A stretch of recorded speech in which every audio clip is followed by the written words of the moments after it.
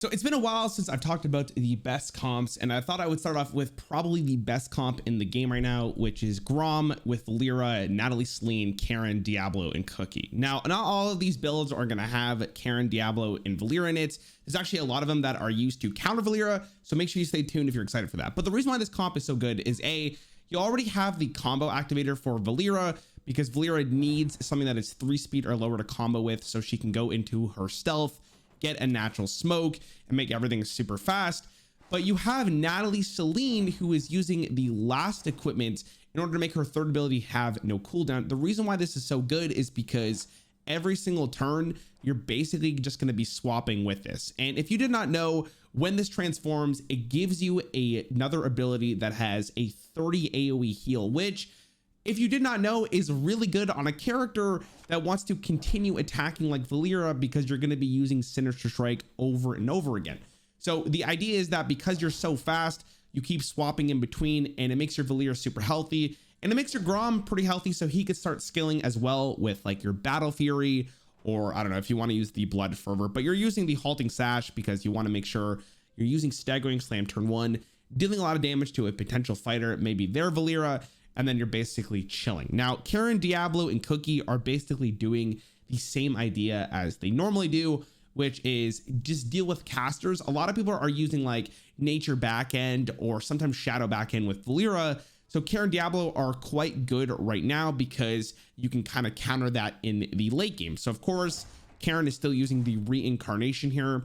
We want to make sure that we're doing Earth Stomp the first turn if possible, or Endurance Aura if a Diablo is already out.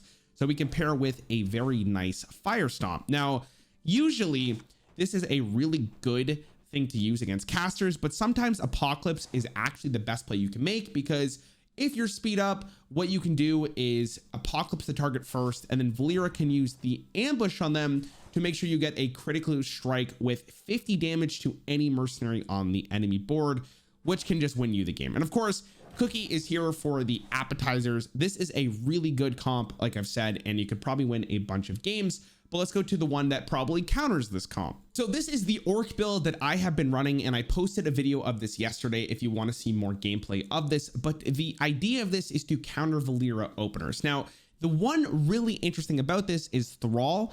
Thrall uses the Ring of Strength rather than the Doomhammer, which basically is whenever a friendly orc is attacked, you get 8 life, which doesn't seem like a really big deal until you realize Valeera wants to attack all the time. And if Grom's attacking, it's even better, but it is a surprising amount of life that a lot of the Valeera builds aren't mentally prepared for. And most people, this is your biggest advantage, is that like think Thrall only uses Doomhammer, so you can kind of catch them off guard a little bit.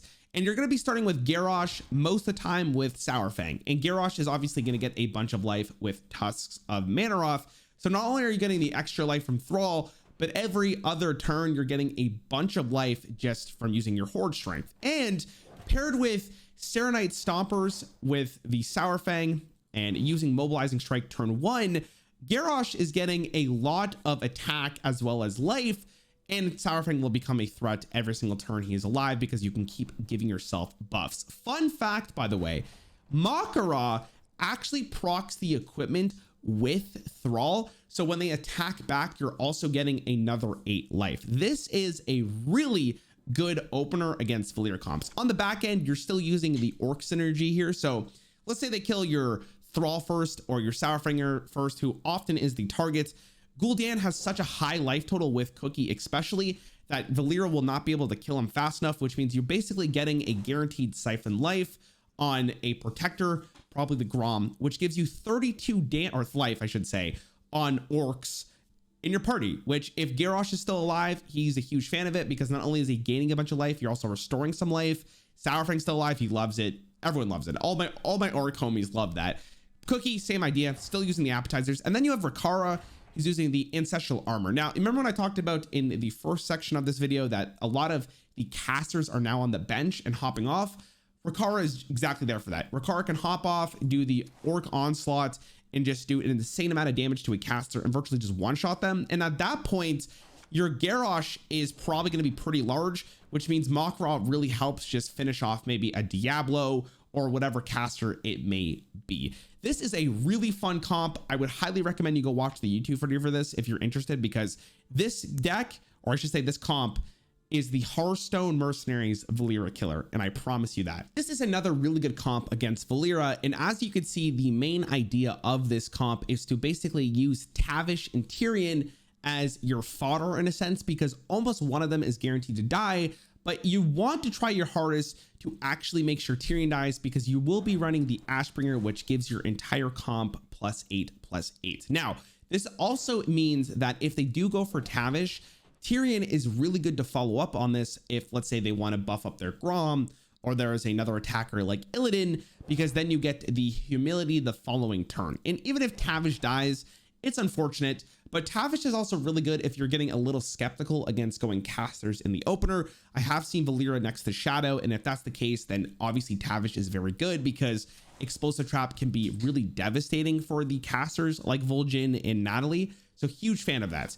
Then on your bench, or I should just talk about before I get to the bench, the Lich King. Now, the Lich King is here because he is the only minion, I think, in the game that can slow something without targeting it, other than like Varden, right? But this is a very big slow. The reason why this is so good, though, is because you hit this on the Grom with Frostbite, who is probably going to be next to Valeera, which means not only is Sinister Strike delayed, but so is the Staggering Slam. So it makes their turn a little bit more awkward to do for the following turn. Also, Lich King is really good for getting some healing. Sometimes just healing your Tyrion or your Tavish up is really good. And Frost Shield is quite good against these attacking minions like Grom if they think they're going to attack. Now, on your bench, you have the classic Nature Idea, Malfurion, who really is just honestly insane getting the buff from Tyrion, because it's an extra 8 life that you can restore with your Light Root staff. So it's very good.